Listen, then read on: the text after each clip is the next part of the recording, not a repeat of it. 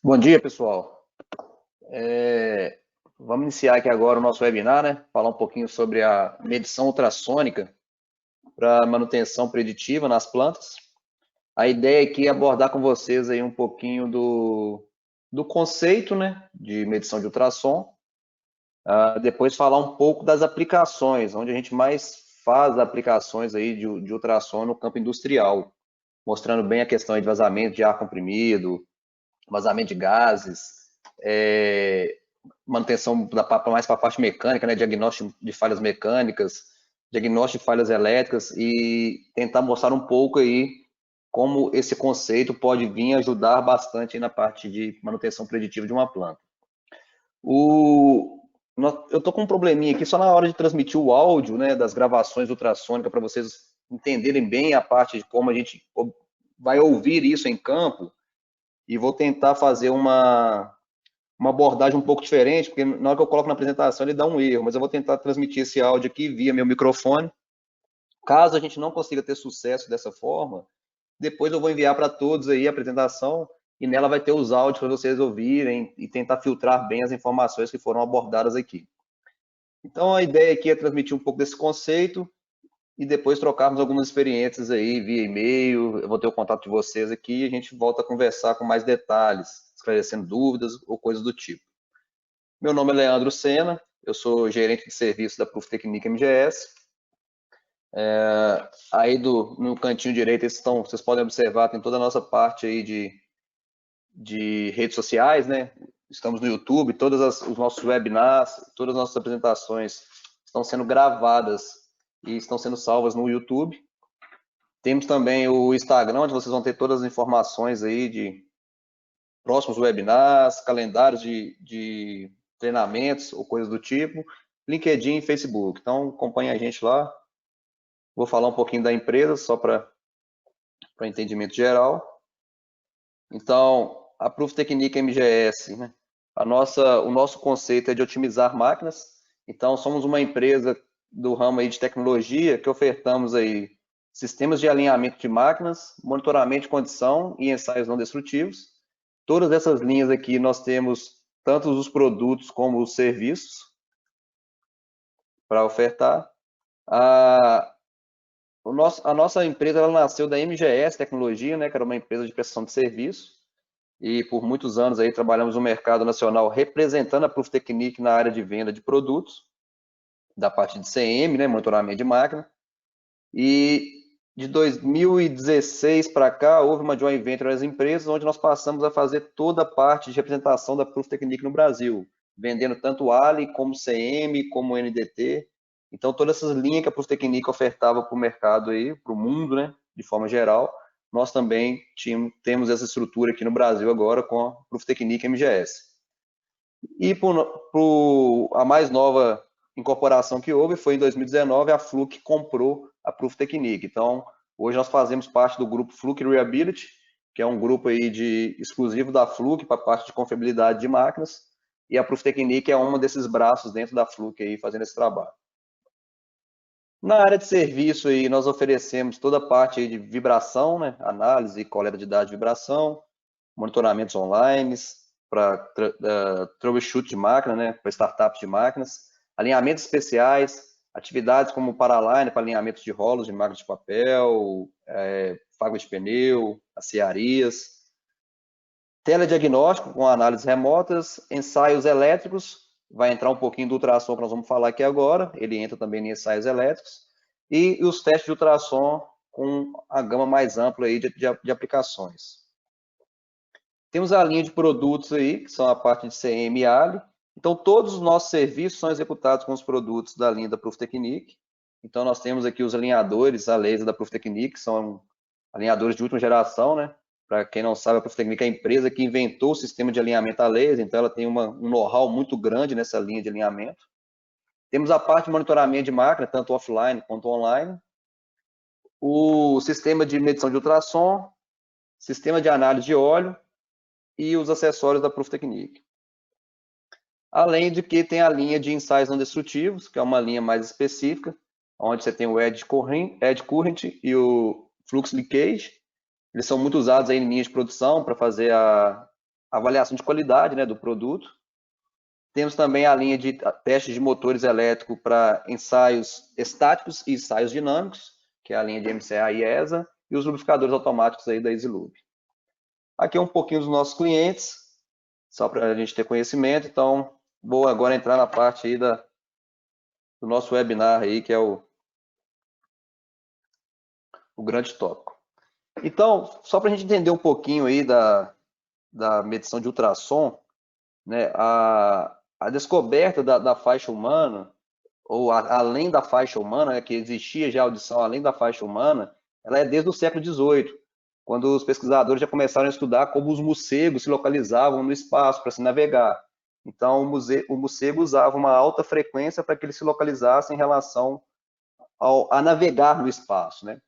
E em 1881, um estudioso chamado Pierre Curie, ele descobriu que o efeito do piso elétrico ele poderia ajudar muito para medições de forma generalizada. E isso veio a ser vital para o nosso campo, tanto da vibração como do ultrassom. Então, a maioria dos sistemas que a gente utiliza hoje, eles têm o cristal piezoelétrico para converter o movimento em tensão ou vice-versa. Essa vai ser uma das aplicações que nós vamos falar aqui da parte de ultrassom. Em 1912, quando teve o acidente do Titanic, alguns vão se lembrar aí, para evitar novos acidentes, desenvolveu-se, né, o hidrofone, que ele tinha a capacidade de detectar icebergs no fundo do mar, usando justamente a capacidade do som estar viajando dentro da água, que ele convertia esse som em uma tensão e trazia para uma faixa audível. Aí logo em seguida veio a sonar, que era a Sound Navigation and Ranging, que veio para quê? Para pegar o que o morcego utilizava, então, na parte das faixas ultrassônicas e tornar isso dentro do hidrofone, fazendo que ele captasse agora a reflexão do som e calculasse a profundidade que tivesse aquele objeto ou coisa do tipo. Então, há muitos anos já se vinha, né, estudando a parte aí de ultrassom. Em 1930, a gente começa a ter a aplicação dele na medicina, então, que é o convencional, todo mundo conhece, né, o ultrassom da medicina. E no final dos anos 60 e com o início de 70, a gente traz isso agora para a área da manutenção. Então, a área do campo industrial, que é a nossa ferramenta principal hoje. Principal não, é uma das ferramentas que nós utilizamos. Então, o princípio do som. A gente precisa entender o princípio do som para a gente conseguir entender como vai ser feita a medição de ultrassom. Então, o som, ele é uma onda mecânica que ele vai ser resultante da vibração de partículas, se vocês verem no vídeo aqui embaixo, no meio, através da qual essa onda sonora ela vai se movendo. Ela não é uma onda eletromagnética, como a luz ou o rádio, e ela é necessário ter um meio para que ela viaje e se torne aí o que a gente tem como som. Então, temos também o conceito que o som é uma onda de pressão. Então, um padrão repetitivo de alta e baixa pressão que se deslocam através de um meio, ele vai ser detectado ou pelo ouvido ou por algum instrumento aí que nós vamos ter como detector de ultrassom. Esse instrumento, ele vai detectar então o quê? As flutuações da pressão à medida que a onda vai se colidir com o dispositivo de detecção. Então, vai ter uma onda sonora no ar, ela vai colidir com o instrumento de detecção e nós vamos captar ela. Fazendo essa captação, nós podemos ter dois processos aí para entender melhor a onda, que vai ser um processo de compressão, onde a onda ela vai estar oscilando no pico dela aqui, ela vai estar a compressão, e temos também a rarefeições, ou rarificação da onda. Então, é o que a gente chama de pico e vale, né? Os picos vão ser a compressão e o vale vai ser a rarefações. Na linha central, nós vamos ter o que seria as pressões normais aí, ou flutuação de pressão normal. Então, a flutuação de pressão ao longo do tempo, ela vai gerar para a gente o som para ser ouvido. E ela vai ter aí uma onda longitudinal, que vai ser o tempo que ela percorre aí para ter a resposta final. Então, o som, nós entendemos como é que o som é gerado. E o ultrassom? O ultrassom é normalmente todos os sons que estão acima de 20 kHz. E eles podem ser quantificados por frequência e amplitude, bem próximo do que a gente usa aí hoje para análise de vibração, frequência e amplitude. Só que agora nós estamos falando de frequências e amplitude em altíssimas frequências. Então, um dos pontos que é a frequência, ela vai determinar o comprimento da onda. Então, o exemplo do morcego que eu falei no início, lá, ele é uma onda que tem um período mais curto, então ele é uma alta frequência. A faixa audível, né, a faixa do ser humano, ela vai ser um período um pouco maior, então ele já é um tempo maior, a onda é mais longa. E os animais, como a aranha, o elefante, esse período ainda é maior ainda, ou o ciclo ainda é maior, e que geram uma onda ainda mais longa em termos de comprimento. Então, o comprimento da onda ele vai determinar a frequência. A unidade de medida do som ela é dada em hertz ou decibéis. Nós vamos ver, desculpa, em hertz. A unidade de medida da onda vai dar em hertz. Então, vamos ver que a amplitude vai ser dada em decibéis.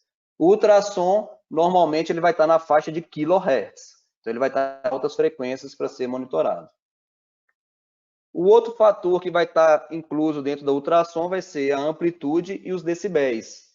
Então, o ultrassom vezes a vibração, nós poderíamos falar, não, então a amplitude está fácil de entender, porque eu já pego a amplitude na minha medição de vibração, é fácil de pegar o comportamento. Na medição de ultrassom, ele é um pouco mais complicado, o conceito da amplitude. Por quê? Para o som, nós usamos a referência de decibéis, não usamos mais aquela referência de milímetros por segundo, G, metro por segundo ao quadrado, então ela é uma medição de decibéis. Então, para transformar esse sinal é um pouco mais complexo. A medição relativa, desculpa, a amplitude, ela é uma medição relativa, então quando nós usamos a técnica de ultrassom, nós estamos relacionando isso a algum ponto. Eu não posso falar que é uma medição absoluta, eu não posso chegar a fazer uma medição e der 50 decibéis e eu falar que aquilo ali é uma medição absoluta. Por quê? Os sistemas de ultrassom, eles não medem um valor absoluto. Eles vão fazer uma medição comparativa em relação a uma referência. Então, é similar ao que a gente usa hoje, né, no mundo da vibração, com os instrumentos que medem o valor absoluto de aceleração. Eles não medem o valor absoluto de aceleração, desculpa. Eles medem uma referência utilizando a gravidade. Então, a gente usa, por exemplo, o G como referência. Então, os níveis de aceleração, eles são comparados em relação à gravidade da Terra, que é o G. Então, você vai pegar um sensor lá, ele é um sensor de 50 G de sensibilidade. Então, você vai ter a relação de referência dele com a gravidade. Já no mundo do ultrassom, a eletrônica dos instrumentos, eles usam o decibéis milivolts para ter essa referência. Então, o que eles pegam, na verdade? 1 milivolt e vão fazer ele como referência para você gerar um valor de decibéis da medição. Então, aqui que vai ser gerada a amplitude aí do nível de ultrassom. Precisamos entender também que o som ele está propagando no ar. Então, para fazer medições repetitivas e comparativas, então estou falando de tendência ao longo do tempo, é essencial que a distância entre a pessoa que está medindo ou a medição e a fonte ela seja conhecida, porque ali você está garantindo uma repetibilidade e geração de tendência. É como se você fosse coletar um dado sempre no mesmo lugar. A ideia é que agora, para ter repetibilidade, você precisa garantir que você está medindo sempre a fonte na mesma distância. Então, para entender isso, você tem o campo direto, né? O que é o campo direto? O campo direto, o som ele vem diretamente da fonte sonora. Então, você está num campo aberto e o som que você está ouvindo na instrumentação, ela vem direto da fonte sonora. Então, esse é o campo direto. E o campo reverberante? O campo reverberante, o som ele vai partir de um local indireto, ou seja, ele chega indiretamente a você através da fonte por um meio de reflexão. Esse som, como o som ele é direcional, ele vai sair, vai bater em algum lugar e vai refletir de forma que você vai medir o reflexo do som. Aí você tem que vir agora pegando o caminho para achar onde é a fonte de excitação desse som. A lei do universo da distância, a lei do inverso da distância também é uma referência boa para a propagação do som. Por quê? A atenuação desse som, ele vai ser devido à distância. Então, a pressão que você está medindo, ela muda inversamente com a distância. Então, se a gente vê na fórmula aqui, ó, o P, a distância, ela vai ter relação direta com o que nós vamos ter de nível de decibéis ou com a nossa medição de ultrassom. Então, a pressão que você está medindo, ela vai mudar inversamente com a distância. E a atenuação, se a gente pegar na fórmula aqui embaixo também, a relação da distância e atenuação, nós temos uma atenuação de 20 log de 10, referenciando com a distância. Então, distância do ponto 1 é distância do ponto 2, ou D1, D0 e D1, o inicial e o final. Essa distância ela vai também influenciar na atenuação do sinal. Então, em muitos casos, quando as pessoas estão fazendo a medição de ultrassom de vazamento de ar comprimido, por exemplo, em campo, ao sair medir esses dados, ele ouve um barulho, às vezes, né, um ruído, só que está muito baixo o ruído. Ele tem que amplificar aquele sinal ou chegar mais próximo da fonte para ele ter certeza de onde está nascendo esse ruído. Para ele pegar, então, lá a fonte geradora aí do som. Então, um conceito muito usual aí que a gente vai ter na medição de ultrassom é a reflexão. Como eu disse, o som ele viaja no ar, então ele é direcional e ele normalmente ele vai bater em algum ponto e vai refletir. Então todo o ângulo, assim, em termos de teoria, né, o ângulo de incidência ele é igual ao ângulo de reflexão. Porém, na prática, normalmente é difícil você saber somente por medição. Você não tem como calcular esse ângulo. Então, na prática, você vai sair em campo medindo. Quanto mais próximo da fonte você tiver, voltando aqui em relação à distância, você vai ouvir mais, a amplitude, né, do sinal ela vai aumentar e você vai ter mais certeza do ponto de precisão aí de vazamento e tentar corrigi-lo. Para fazer isso agora, nós temos que usar algumas tecnologias. Uma delas são os sensores de medição, para medir o que? O ultrassom, né, ou a medição acústica transportada pelo ar. Então, nós temos o sensor, que ele é interno ou externo ao aparelho. Eu estou passando o mouse, vocês não conseguem ver aqui, ó, uma imagenzinha aqui de um microfonezinho.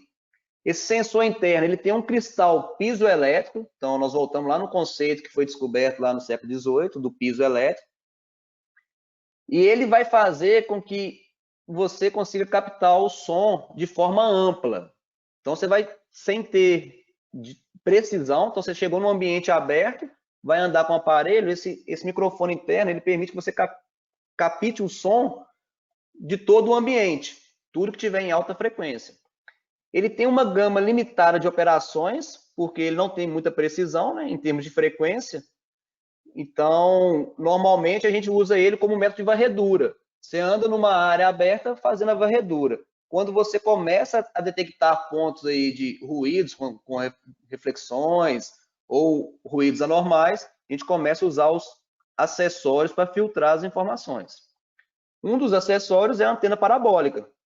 A antena parabólica, ela não tem uma resposta cônica em relação à distância. Na verdade, ela é projetada somente para refletir o sinal da onda plana para um ponto focal. Então, se a gente olhar pela imagem aqui, o som vai bater na parte da parabólica e vai retornar para o sensor que fica na ponta da antena. Então, a ideia da antena parabólica, ela é simplesmente para refletir o sinal. Voltando de novo na casa da reflexão. Então, nós estamos criando uma reflexão, só que agora com uma parabólica. Tem o cone, que é muito usual também. Normalmente, quando você faz varredura em áreas abertas de grandes plantas, principalmente para vazamento de ar comprimido, utiliza-se o cone. O cone, ele ganha um pouco na amplificação, se comparado com o sensor interno ou externo, e ele diminui o ângulo de abertura. Então, ele te dá um ângulo ali de mais ou menos 30 graus, onde permite você ter uma direção mais apurada ali de medição. Então, ele te ajuda a ganhar na amplificação e na direção. E temos aí as pontas por contato. Nós usamos muito essas pontas por contato para fazer medições mais para a parte mecânica ou de contato mesmo com a máquina para ouvir o interno dela. Voltando só aqui no cone aqui, quando há a detecção na parte do cone, normalmente a gente faz uma melhoria da informação. Então, na parte superior aqui, eu tenho umas pontas que elas são menores. Então, eu vou diminuindo o cone, diminuindo a ponta para ter maior precisão da medição e usando outras ferramentas para ter maior precisão da medição aí. Então, vamos entender agora um pouquinho do ultrassom lá, ou dos instrumentos de ultrassom. Eles têm agora os modos de medição. Um deles é a Phase Vocoder. Por que a gente usa esses modos de medição? Porque a faixa ultrassom ela está acima da faixa audível. Então, ou seja, o ultrassom ele não é audível ao ser humano. Então, a gente precisa converter esse sinal que está em alta frequência e trazer ele para a faixa do ouvido humano, ou trazer ele para a faixa audível. Então, o vocoder ele é um tipo, né, de processamento que você pode dimensionar os domínios da frequência e do tempo, trazendo ele de uma forma usando os sinais por informações de fase. Então, ele vai pegar a relação de fase dos sinais que estão chegando e vai te dar uma transformada desse sinal para ser para uma faixa audível. Esse é o Phase Vocoder. O outro mais convencional e mais usual é o heterodyne, é a conversão do sinal heterodyne. É um princípio bem similar aí no campo da vibração, que a gente chama de demodulação. Então, no campo da vibração, a gente usa muito a demodulação, que é a demodulação de envelope, a demodulação do sinal de alta frequência, trazendo ele para baixa frequência. O heterodyne, ele usa esse mesmo conceito. Ele é similar ao processo de demodulação. Então, ele irá pegar o som que está lá em alta frequência e trazer para a faixa audível, passando dentro de um amplificador. Ele vai ter um filtro de seleção, né, para passar esses dados ou não passa o dado, e trazer para a faixa audível. Então, observe a imagem aqui embaixo, eu tenho o som do morcego a 47 kHz, altíssima frequência, e ele trouxe esse som para a faixa audível de 2,3 kHz. Mas para fazer isso, o que o heterodyne usa, na verdade? Ele usa a multiplicação dos sinais senodais, então ele cria dois sinais cossenos que as frequências elas vão ser a soma e a diferença de dois sinais originais. Então, ele pega dois sinais originais, vai demodular ele, trazendo ele para uma faixa aí que você vai ouvir ele. Para ficar mais claro em termos de exemplo, imagine um sinal que esteja em 36 mil Hz. E tem um outro sinal que é 38 mil Hz, ou seja, eu tenho dois sinais. E então o instrumento vai determinar o seguinte: você vai ter um sinal de 2 Hz, então eu tenho aqui a diferença, né, um menos o outro, 2 kHz, desculpa, e eu vou ter o sinal que vai ser a soma, então vai dar 74 kHz. Então você não pode ouvir o 36 kHz, mas o filtro permite você trazer o 2 kHz, que é a faixa audível, que é a faixa do ser humano. Então ele traz para uma faixa que você vai estar ouvindo esse sinal aí na faixa audível, novamente falando. Aqui é o exemplo do heterodyne lá. Eu tenho um sinal em 38,4 kHz, o meu filtro é 2 kHz, então eu vou ter 40,4 kHz e 36,4 kHz, que é a faixa de medição. Ele vai filtrar esses dados aqui e trazer para ser ouvido em 2 kHz. Então, o instrumento ele pega a alta frequência, passa no filtro heterodyne e traz para a gente ouvir em baixa frequência. Essa é a ideia do ultrassom. Então, um exemplo aqui, se você busca ver lá uma falha de um rolamento, uma modulação de um rolamento aí que vai gerar uma falha em 85 Hz, baixa frequência. Só que ele está excitando na primeira fase, que é lá em alta frequência. Então, você precisa filtrar a alta frequência e trazer para a faixa de baixa frequência. Então, como há uma mistura de dados, né? Então, vai ter um mix ali de dois sinais chegando na máquina, eu vou ter que fazer uma filtragem disso. Então, o filtro do aparelho vai estar em mais ou menos 2 kHz. Então, imaginem lá, 38,4, 2 kHz para baixo e 2 kHz para cima. Então, eu vou ter a parte de baixo e a parte de cima. é como se a gente estivesse falando de banda lateral no espectro de vibração. Eu vou ter uma frequência portadora, que é a frequência central, e vou ter as modulações, que são as bandas laterais. Então, o que acontece na verdade? Quando o sistema vai processar o dado, aí que às vezes a gente fica perdido na análise do ultrassom, quando vamos tentar ver o sinal dinâmico, que é o espectro, ele não vai trazer o 85 Hz descrito claramente. Então, inicialmente, ele vai julgar 20 Hz para cima e ele vai julgar menos 65 Hz para baixo, para compensar aí os 85 Hz. A partir daqui agora que ele começa a dar os 85 Hz. Então, 65 mais 105, mais 85, 150, 150 mais 85, 235 e assim por diante. Então, no outro caso, lá para cima, 20 mais 85, 105, 105 mais 85, 190. Então, agora ele vai te dar bandas laterais dessas frequências que você está vendo aqui na tabela do lado direito. E na hora de filtrar isso no espectro, ele traz essa sequência de frequências como harmônicos. Então, o processo ele vai remover efetivamente os sinais de mais e menos e colocando só as frequências em ordem. Então, lá ele coloca lá 20, 65, 105, 150, todas que estão aqui lá, as de baixo e as de alta. As de baixo e as de cima, desculpa. Então, na hora que eu projetar o meu espectro, ele não vai me dar o 85 certinho às vezes. Ele vai me dar uma frequência de 65, e se eu somar 65 mais 85, aí vai dar 150. Então, ele vai dar as referências em relação ao processamento. Então, muitas das vezes, nas análises espectrais aí do ultrassom, nós não conseguimos ter precisão de harmônicos aqui para ser visualizado como falha. Aí você tem que fazer esse cálculo para determinar realmente quais são os harmônicos. Então, entendemos ali um pouquinho do som. Falei bem rápido, né, que aqui não é uma aula de som. Falamos um pouquinho aí do ultrassom, como é que é feita as medições. Então, o resumo é, o ultrassom, ele está fazendo referência aos sons que estão em alta frequência, numa faixa que é acima do sentimento humano. Então, o sentimento humano, ele é capaz de pegar sons que vão de 20 Hz até 16 a 20 mil Hz, fica nessa faixa aí. E as ultrassônicas, então, são todas acima de que a faixa humana pode ouvir. Então, são todas acima de 20 mil Hz.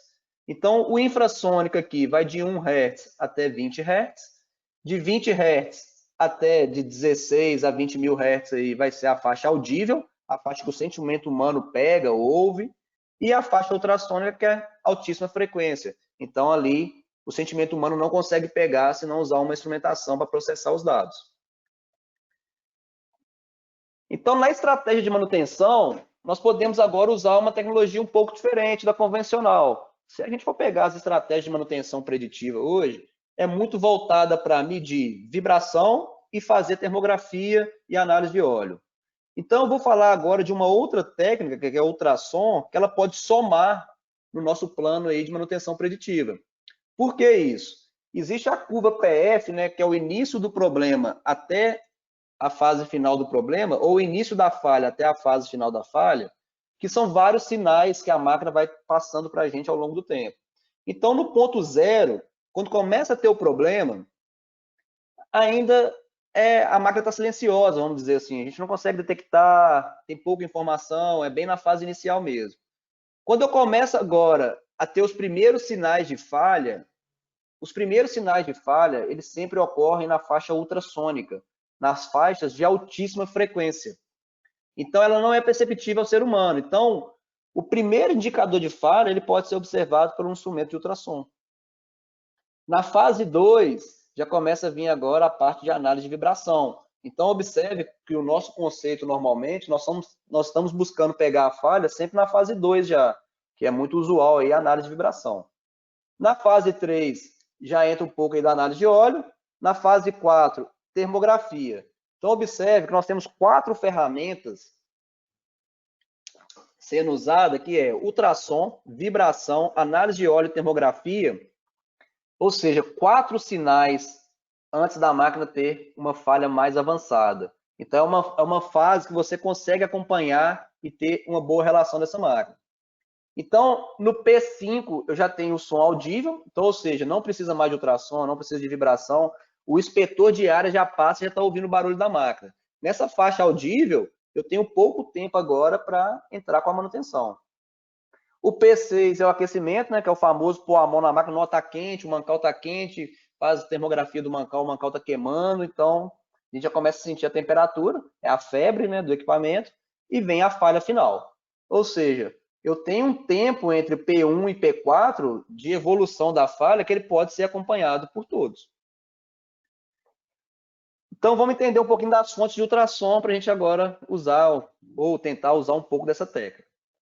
As fontes de ultrassom podem ser as turbulências, que são através da fuga de ar comprimido, problemas de tampas de vapor, válvulas. Temos a parte de fricção, voltada muito para rolamentos, engrenagens, acoplamentos. Temos a parte de eletricidade, com os efeitos coronas, fugas elétricas. Então, observem que o ultrassom, nós podemos cercar uma gama aí de falhas ou acompanhar uma gama aí de falhas usando essa tecnologia. Então, os tipos de sinais, nós temos os sinais estáticos. O sinal estático nós chamamos normalmente de uma foto. É um valor quantitativo único, um nível de decibéis, para você gerar uma tendência ao longo do tempo. Então, você vai fazer o seguinte, você vai lá e guardar um sinal daquela máquina para você gerar uma tendência ao longo do tempo. Isso é muito usual para quem vai fazer um acompanhamento preditivo, gerando tendência da máquina. Temos também o sinal estático, que é o som, né? Que é o arquivo gerado pela gravação do som. Então, eu vou pegar o som no tempo e vou gerar agora uma forma de onda. Não sei se vocês conseguem ouvir aí.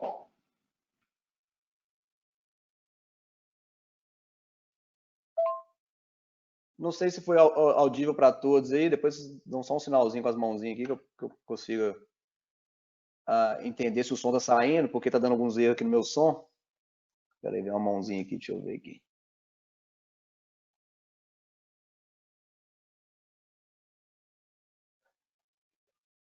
Beleza, parece que o som saiu aí.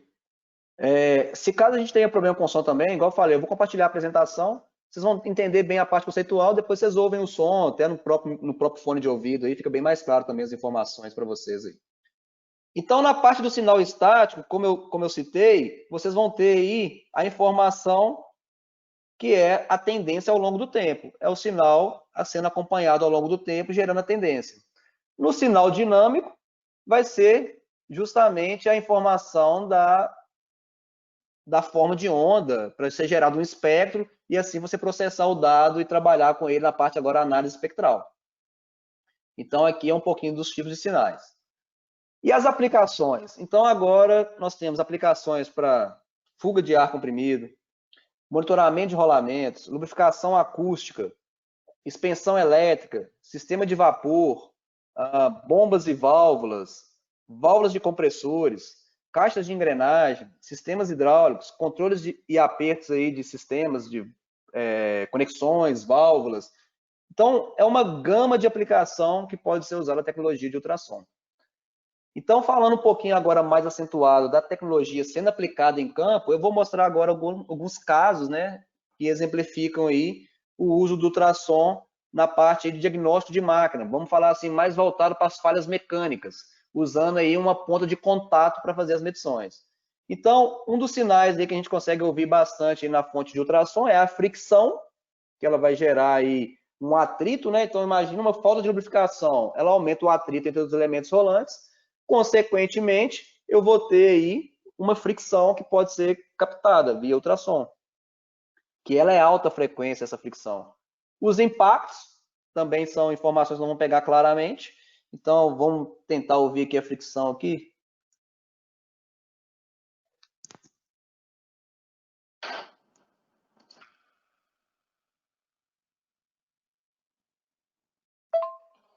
Esse seria a fricção, e no caso do impacto,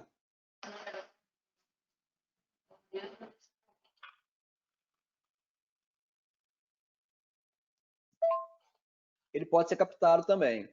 Então, não sei se para todos ficou claro o som aí, mas vamos tentar levar aí para depois eu enviar para vocês e aí vocês ouvem com mais detalhamento aí o nível de som. E uma informação muito importante, assim, e que a gente da área de serviço que gosta muito da aplicação de ultrassom para a parte mecânica, é que a rotação, ela não é um problema. Ela não é um problema você monitorar a máquina que tem baixíssima rotação ou quase zero aí de rotação aí para você monitorar. Então pode ser alta rotação ou baixa rotação, para nós não tem interferência. Isso é muito comum se a gente for avaliar máquinas que têm correias transportadoras muito longas, que a rotação é muito baixa, sistemas de teleférico, que a rotação é muito baixa. Então, tudo que tem rotação muito baixa, o sistema também consegue pegar, porque ele está captando o som, ele não está preocupado ou ele não está processando a energia mecânica do sistema, ele não está pegando o movimento da máquina, ele está pegando o som que está dentro daquela máquina. Então, para a parte de vibração, às vezes, nós temos limitações da parte de acelerômetros para baixíssima rotação. Então, a tecnologia de ultrassom é bem usual. Uma outra coisa, você imagina uma máquina também, muito para o setor alimentício, máquinas que têm carcaça de alumínio, você não consegue fixar o acelerômetro muito bem nela, porque a base magnética não vai pegar no alumínio. Então, nesse tipo de máquina, a precisão da medição de vibração ela é totalmente perdida, você não tem repetitividade do sinal. Diferente de você usar a técnica aí de ultrassom, que você vai só encostar e captar o sinal. Aqui é uma outra aplicação, né? Aqui é uma baixíssima rotação, onde consegue pegar os impactos, né, que estão sendo gerados dentro da máquina.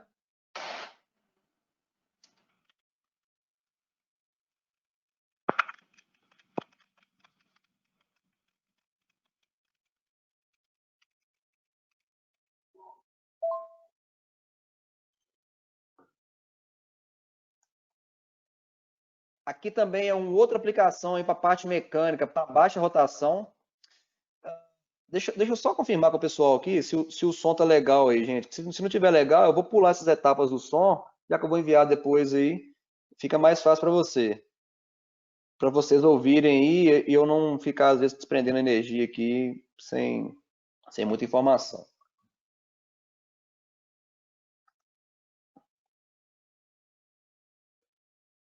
Ah, beleza. O pessoal deu um retorno aqui que realmente o som não está muito legal, então eu vou acelerar aqui, não parando nos sons, vou explicar aqui os diagnósticos e vocês depois, com a apresentação em mãos, podem ouvir claramente o som aí. Então aqui é uma outra aplicação aqui para acoplamento. Então esse é um acoplamento aqui de máquina de baixa rotação. Na forma de onda, aí vocês conseguem ver os impactos, né? Nesse acoplamento,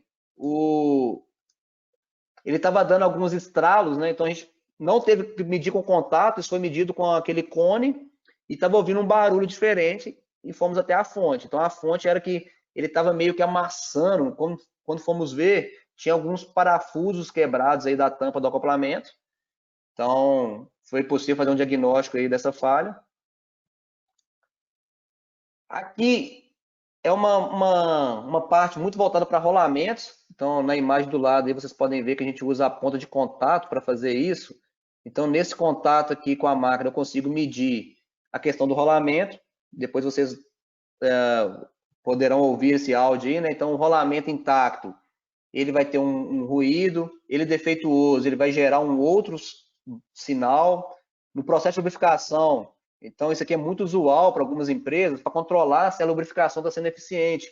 Às vezes está com o pino de lubrificação entupido, não tá, o cara está batendo a bomba, a graxa com a bomba ali, está tendo ar, então não está entrando a lubrificação de forma eficiente. Com esse sistema, você consegue lubrificar e ouvir ao mesmo tempo. Então, fazendo isso, você consegue gerar um sinal de condição boa ou ruim da lubrificação. Você está diminuindo o atrito, né?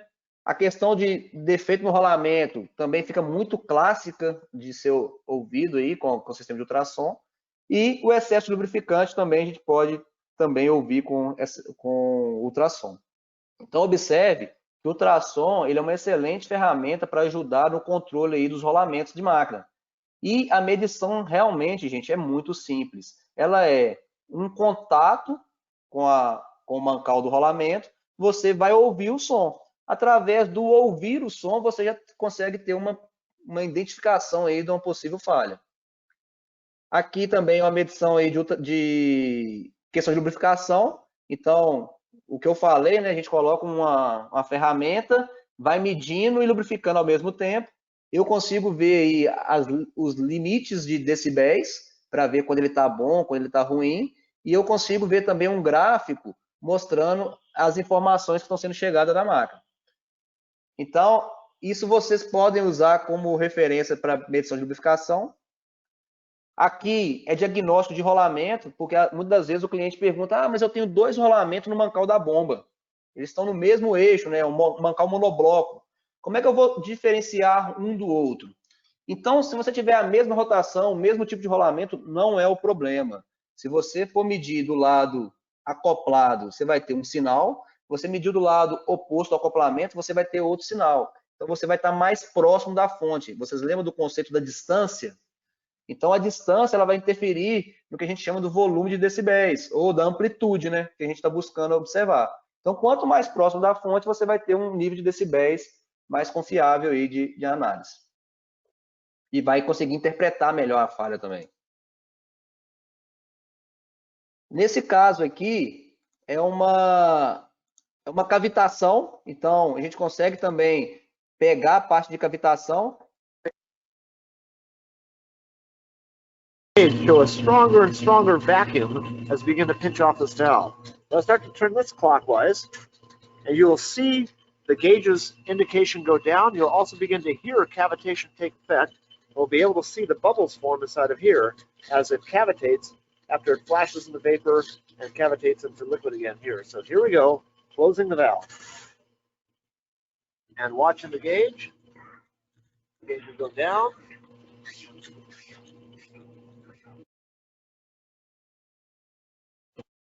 Minus 10 inches of mercury, minus 12, minus 14. You can start to hear flashing occur there.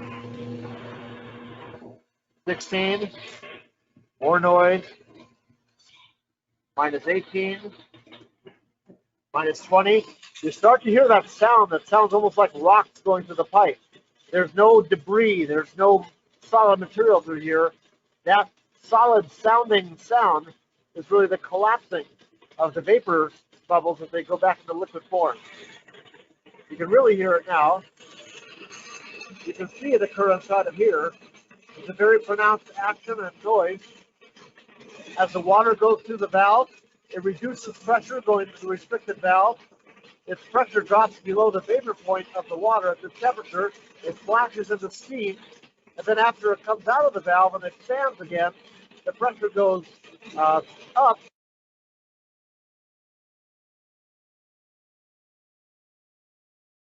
No processo de cavitação, também é possível usar a técnica de ultrassom. Vocês viram que parece que está passando um monte de pedra, né, dentro da tubulação, um barulho mais de chocalho, né, passando ali na tubulação. Então é possível captar também com ultrassom.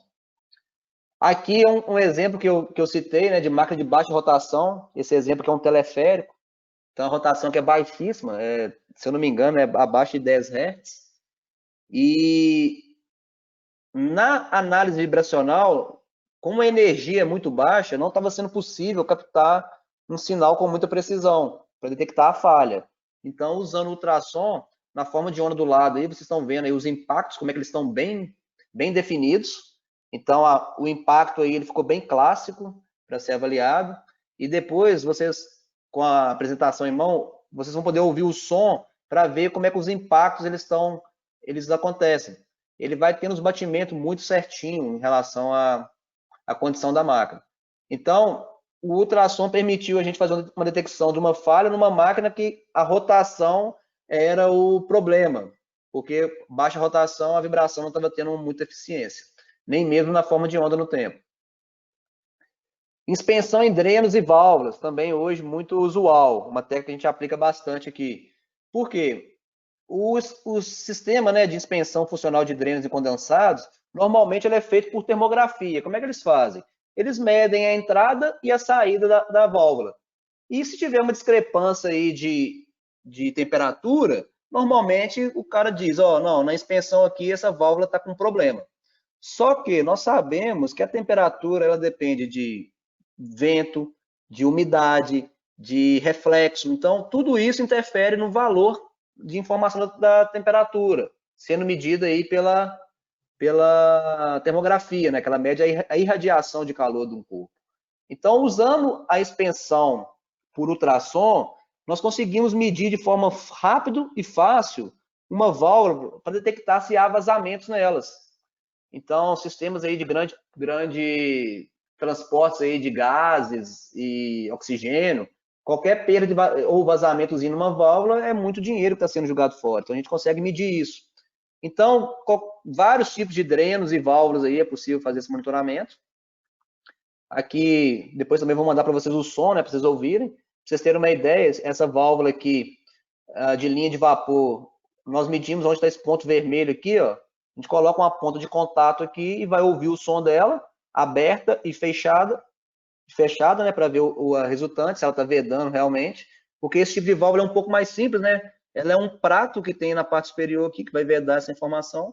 Então, se tiver qualquer sujeira, ou qualquer pedacinho de areia que agarrar ali, ele acaba não vedando e da passagem. Então, a ideia aqui é vedar 100%. Essa aqui já é um dreno de condensado, né? Muito usual, chamado de boia na área, né? Válvula boia ou flutuador. É o mesmo processo lá. Qualquer materialzinho que agarrar aqui na ponta dela, ela dá passagem de ar, então, ou gás. Então, a gente faz uma medição nessa boia dela aqui para pegar a relação de ultrassom, para ter a informação dela ultrassônica. Aqui já é um dreno estático, muito comum também em linhas de gases. Então, a imagem de cima aqui é a termografia, que é o usual que as pessoas usam. Então, pela termografia, você consegue ver que um ponto está mais quente, o outro está mais frio, mas aí depende muito de radiação, de vários fatores do ambiente. Já o ultrassom não depende do ambiente, então a gente consegue fazer a medição com ultrassom para detectar vazamento nessas válvulas, pode ser vazamentos intermitentes também. Aqui é a boia, né, que eu falei, a válvula boia, ou a flutuadora lá. Aqui tem dois exemplos, ela com condição boa e ela com a condição já falhando. Então, e o interessante é que nessa falha aqui, parece que era um diafragma que estava com um problema, porque ela foi dando pulsos, ela não falhava de forma constante, ela dava pulsos. Então, foi possível ouvir esses pulsos na medição ultrassônica.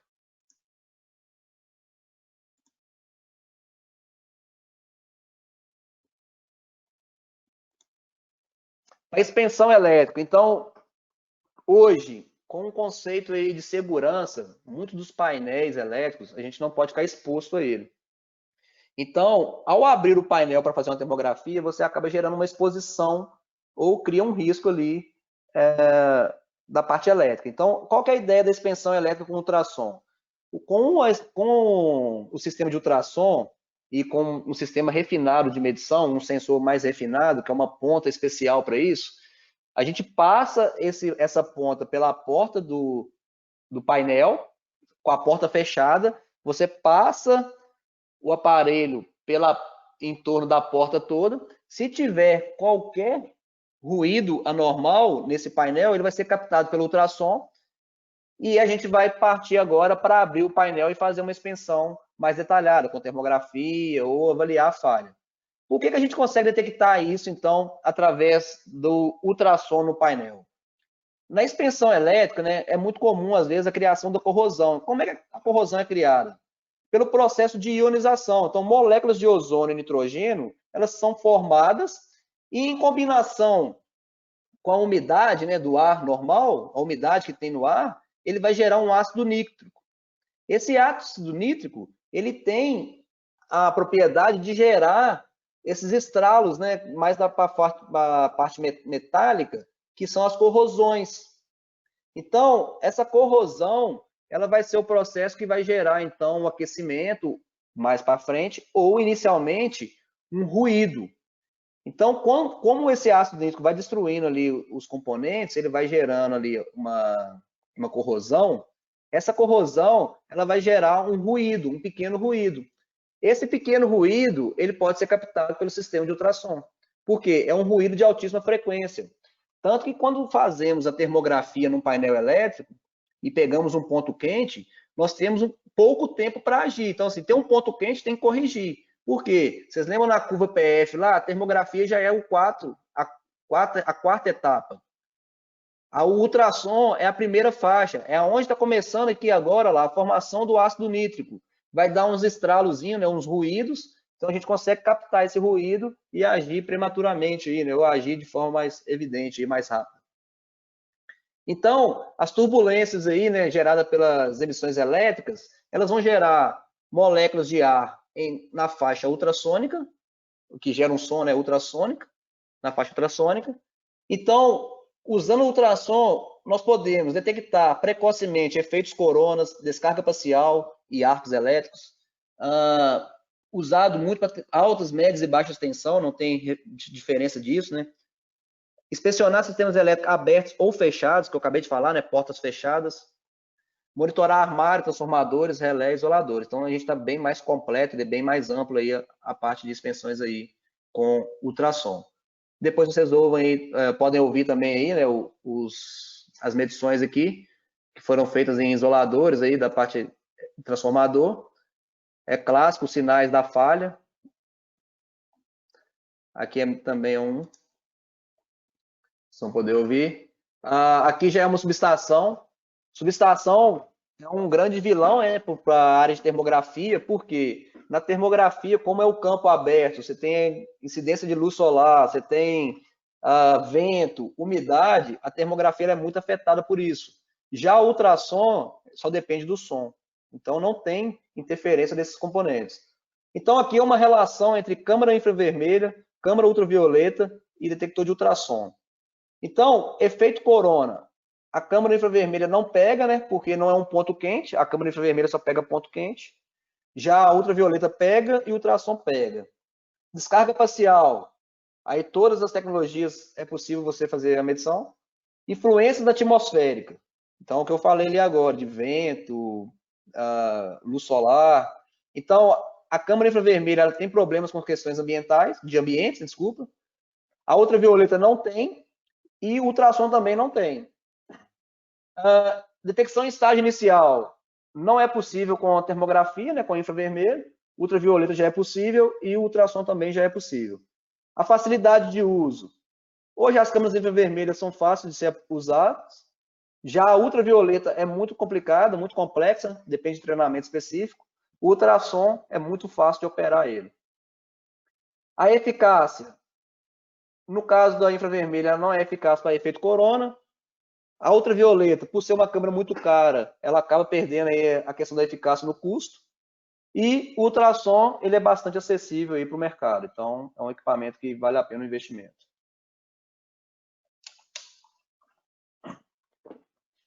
Estanqueidade. Então, para fazer a medição de estanqueidade, é possível também usando a técnica de ultrassom.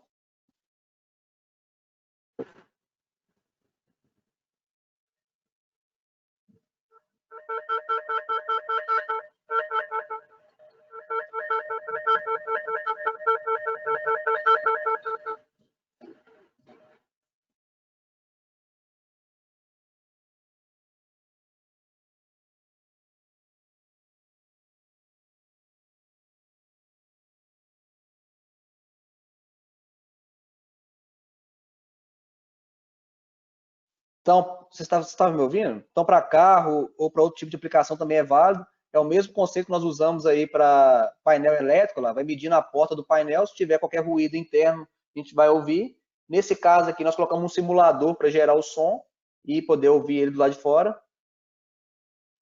Ar falso ou vácuo, muito usual aí para processo, onde você precisa de eficiência energética. Eu estou falando, por exemplo, de altos fornos, porque você não pode ter vazamento, entrada de ar falso, ele acaba gerando ali perda de temperatura, e essa perda, consequentemente, você vai ter perda energética mesmo, né? Perda de eficiência energética. Com isso, o sistema tem perda no processamento, ou no processo de forma geral, processo produtivo. Então, é possível você detectar também vazamentos, desculpa, vazamento não, ar falso ou vácuo, com a medição de ultrassom. porque ele vai dar ruídos em alta frequência. Vou mandar também, vai estar esses sons para vocês ouvirem aí, como ele é detectado. O mais aplicável hoje aí, em termos de serviços aí, é a detecção de vazamento de ar comprimido. Por quê? Estudos mostram que o vazamento de ar comprimido, ele é o grande vilão aí para o consumo de energia. Então, 80% aí de um sistema de ar comprimido, uma linha pneumática aí com compressores, tubulações e válvulas, 80% dele em operação é o consumo de energia. 13% é o investimento na instrumentação, em tudo, né, na estrutura, e 7% é a manutenção. Só que desses 80% de consumo de energia aqui, 33% em média é vazamento. Ou seja, jogamos muito ar fora no nosso processo. Então, a ideia de controlar o vazamento de ar comprimido é justamente para você ganhar uma eficiência também de consumo de energia. Então, um exemplo que nós usamos aí também para controle de vazamento de ar são locomotivas e vagões. Então, muitas das locomotivas e vagões, o sistema de freio, o cilindro de freio deles, utiliza o ar comprimido para fazer o controle. Então, se houver vazamento nesse sistema, provavelmente você tem perda do sistema de freio e também está desperdiçando o ar comprimido para o sistema. Então, é uma aplicação muito interessante para medir aí sistema de vagões, controles aí de segurança também da parte de freios, de frenagem. Aqui já é um exemplo de vazamento de ar comprimido aí em linhas de pneumática mesmo. Então, aqui é um filtro de linha. Parece bobagem, gente, mas a maioria dos vazamentos são de conexões. O cara esqueceu de passar um teflon, o cara esqueceu de colocar um veda-rosca ali, chega e conecta de qualquer jeito, aí fica aquele vazamentozinho. Normalmente na área, quando já começa a vazar, o sentimento é que você já está num campo aí que já está vazando, deixa para lá, né? Então o ruído acaba não te incomodando mais, só que nós estamos tendo perda de eficiência energética desse conceito, né? Aqui é um outro exemplo, lá, mangueirinhas de pneumáticas, muito comum vazamento em válvulas e mangueiras, muito mesmo.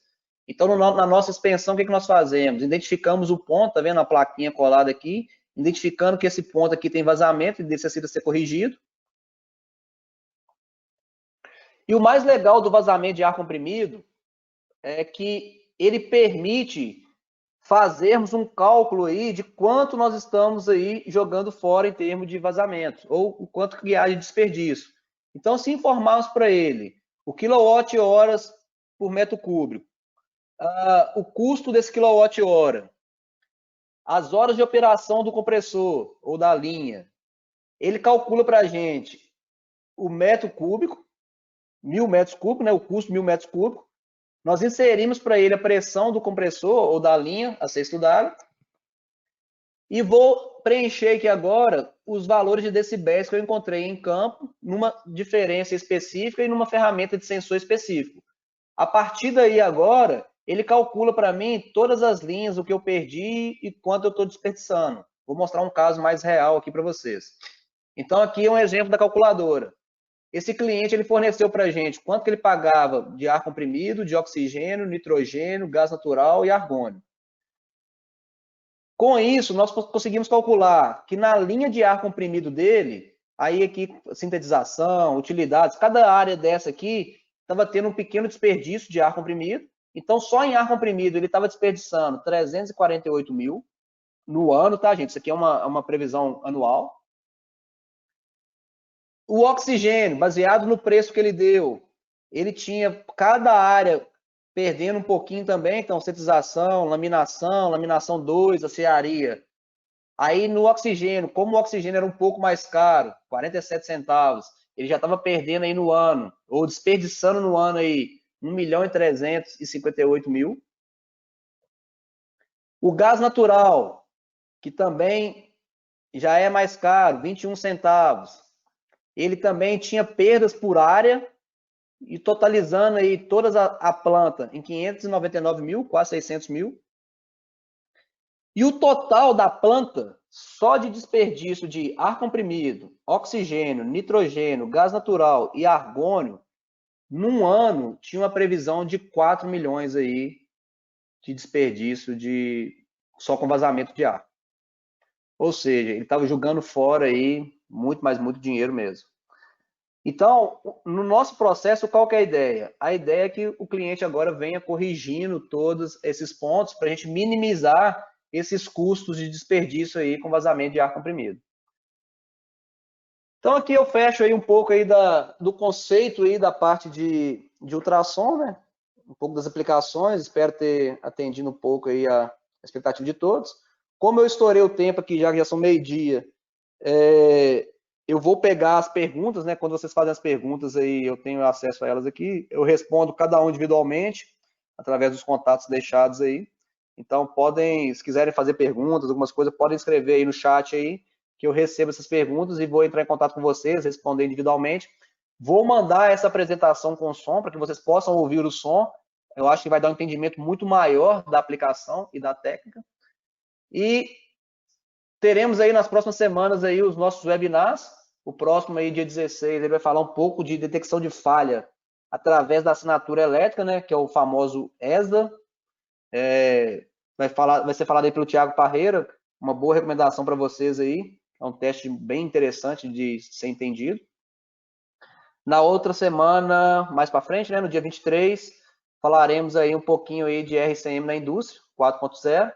Então vamos falar um pouquinho aí da manutenção centrada na confiabilidade. O Ricardo Goulart vai ser o palestrante para a gente, é uma parceria nossa aí com a CEP.